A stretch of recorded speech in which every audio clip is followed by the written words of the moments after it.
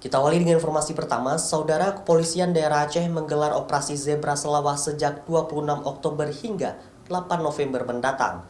Operasi patuh ketertiban berlalu lintas ini sebagai upaya kepolisian untuk memberikan edukasi pada pengguna jalan tentang pentingnya menjaga ketertiban di jalan raya. Operasi Zebra yang digelar oleh Polda Aceh akan berlangsung dari 26 Oktober hingga 8 November mendatang. Operasi Zebra ini untuk menegakkan disiplin berlalu lintas. Operasi ketertiban lalu lintas ini sebagai upaya Polri mengingatkan pengguna jalan untuk tertib berlalu lintas serta sebagai bagian dari edukasi kepada masyarakat.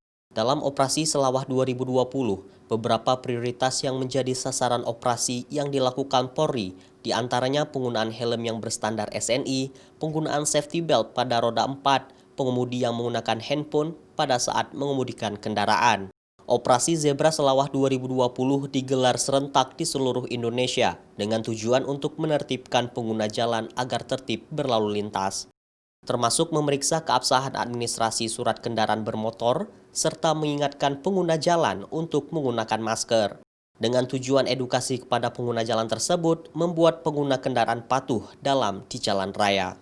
Jadi operasi Zebra ini tujuannya operasi untuk menertibkan lalu lintas.